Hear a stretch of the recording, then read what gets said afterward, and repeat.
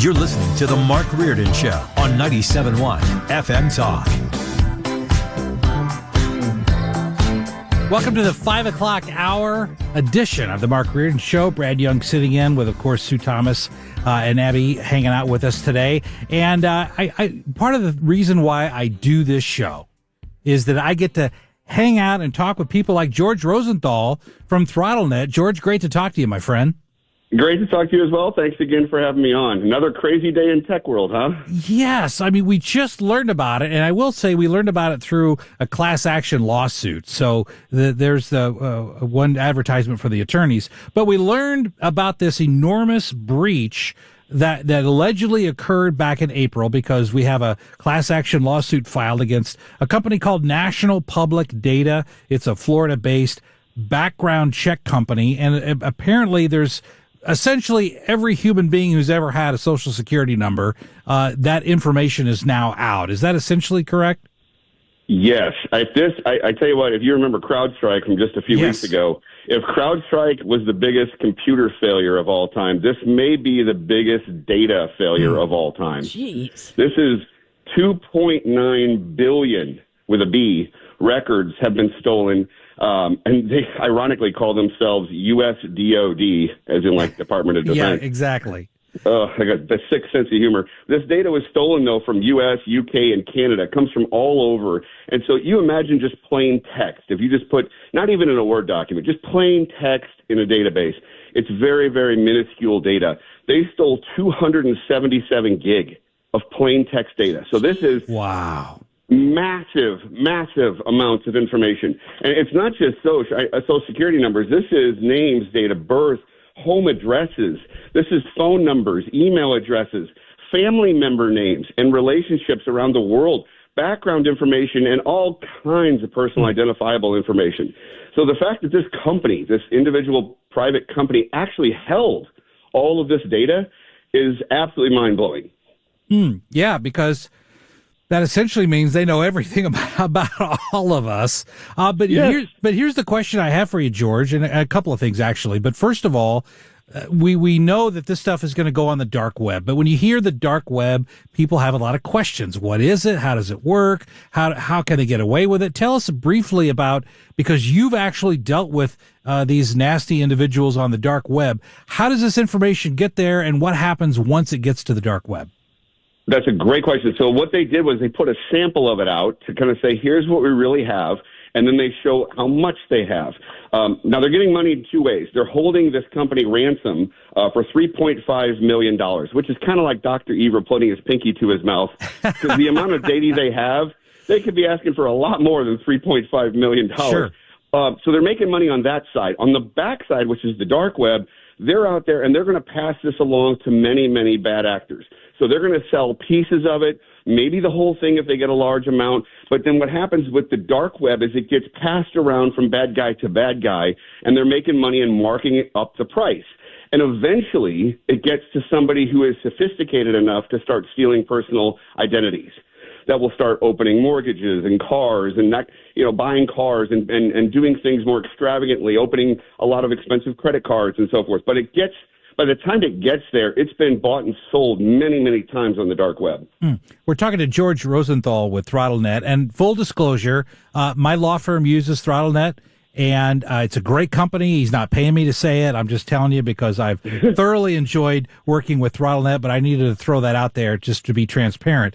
But how do these things happen? What's the most common way from your experience? I'm not talking about in this particular because we don't know until there's some forensic investigation as to how this happened. And when that happens, we're probably still not going to know how it happened. But generally speaking, George, how is it that these bad actors and hacking groups get access to network computers? So two things. One is the organization or business is not prepared. They haven't put the right cybersecurity plans in place. They have no business disaster and recovery plan in place. That's number one. Number two is they don't train their team at all or enough. And they end up clicking on emails. They get socially engineered with phone calls. They have simple passwords on their Facebook account. And then that Facebook account password is then used to log into their work account because they use the same password across all of the things that they access digitally. So that's a lot of training issues. So what happens then is when they get in, they're going to sit there and monitor that network. I bet they were inside that company's network for probably at least 90 to 100 plus days, just looking at all the data they could get until they actually struck and then got it all. So it comes down to policies, procedures, and plans in place, and then training the team. Because they haven't released it, but I can guess very, very strongly that someone inside that company made a mistake that was probably preventable, and then ended up letting them in the network, and then they had no plan in place or no threat detection software. They had no plans to actually figure out how to combat it, and by that time it was already over and the data is gone.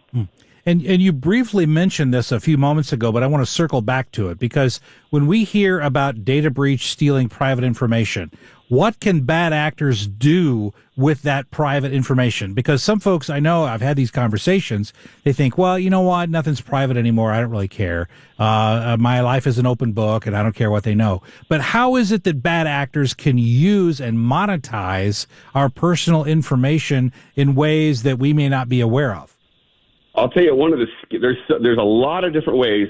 So amazing question, but the number one scariest thing is called mortgage theft, and they can steal your home by refinancing it under their name using your information.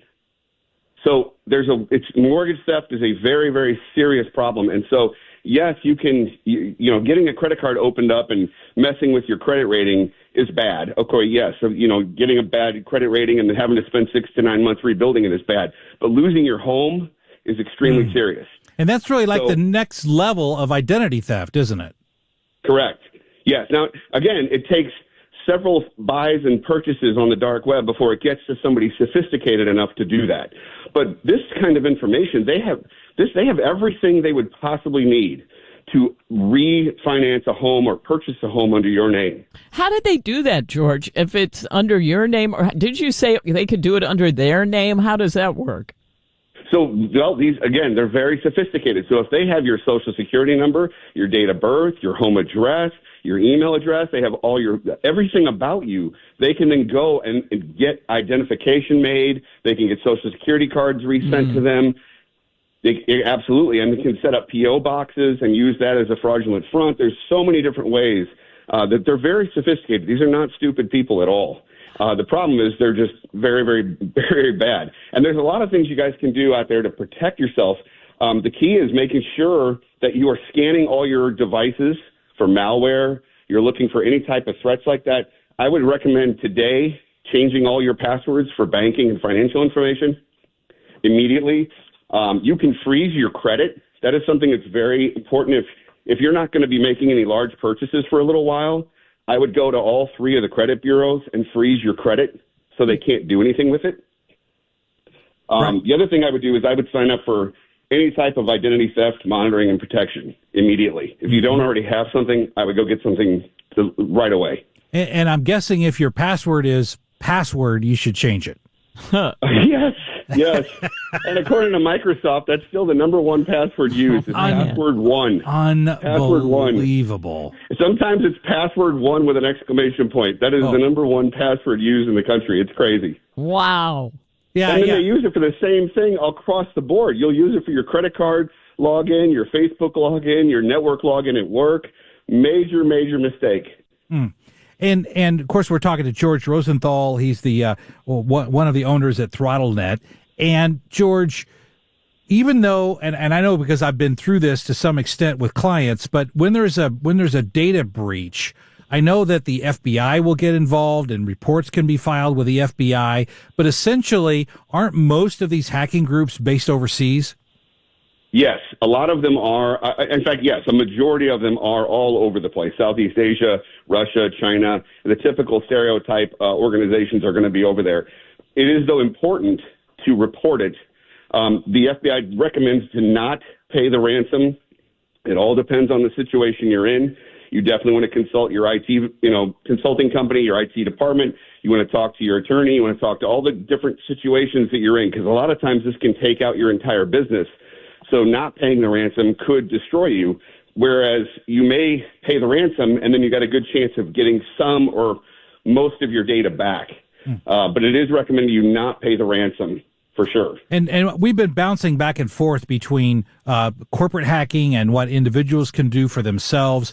But right now, when you've got so many individuals who are remote employees, who are working remotely, isn't it important for folks to be up to date on what you call social engineering, about how to spot emails that look fake or emails that are asking you to click on something? Isn't that critically important for data security with all of these remote workers?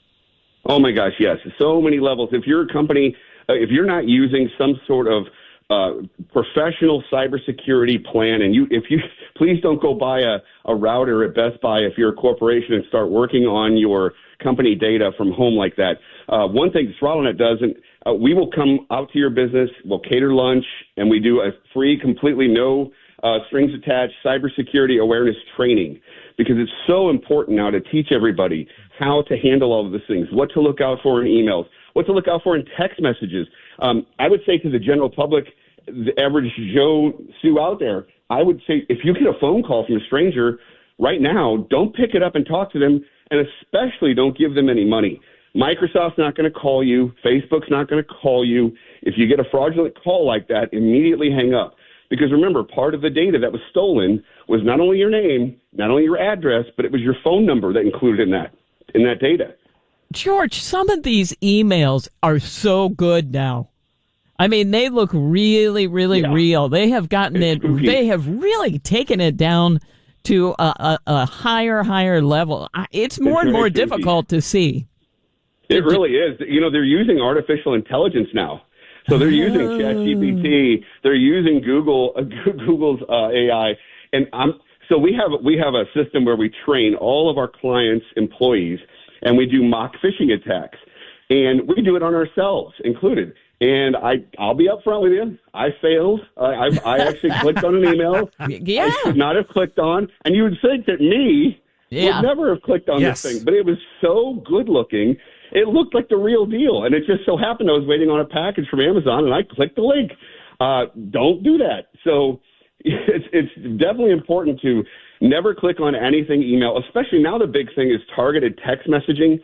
And now that all of our phone numbers have been breached in this latest data breach, so you have to be careful of what they're texting you. So be careful of what you click on. Follow up with a phone call yourself. Go to the website yourself and put in the tracking number. Don't click on anything. And also, if somebody calls your business and they're trying to get something that you know you probably shouldn't do, don't let them pry on your emotions. That's exactly how they shut down the Bellagio. That's and right. The MGM Grand was on emotions. So don't let people pry on your emotions and ruin your business. George, if folks have more questions, either privately, individually, or from a corporate network level, how can they reach you at ThrottleNet? I would go to throttlenet.com/971. And on top of that, even if you're not a business, if you just want to see a tour of the dark web, we did a 14-minute, very secure tour of the dark web. And you can go out to throttlenet.com/971 and watch a tour of what we're talking about right now. Very good. George Rosenthal, you're the best, my friend. Thanks for joining us this afternoon. Thank you. You as well. Thanks for that. Good talking to you guys. Okay. Sue, I had a client, just to show this isn't stuff in the abstract. I had a client, a family came to me a couple of years ago and said that their mother had been social engineering. She'd been playing on Facebook, clicked on something she shouldn't.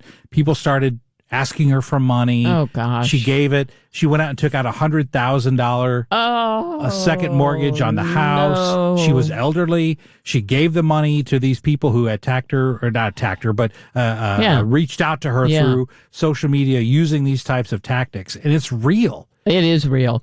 And I said, look, they're overseas. There's nothing the government can do. No. There's nothing you can do. And really the only way we can combat this is with, number one, education, knowing that these bad actors are out there, and number two, making sure that you're protected from a tech standpoint. You know, a friend of mine, mother, fell for one of these, and this guy had her on the phone, and she usually talks to her daughter once or twice a day. And my friend said, you know, I was calling my mom and I couldn't get through the line, and I thought, what is going on? So she went over there and got her just as her mother was getting in the car to drive to someplace to get gift cards, $500 gift cards, because that's how this one was handling it. And she thought that she was helping him out, but that would have been, I think, 10 grand. All said and done. So if somebody asks you specifically for a gift card, that should be a red flag. Yeah. But these people, I mean, this person had gotten her on the phone. She did not know him. She fell for that.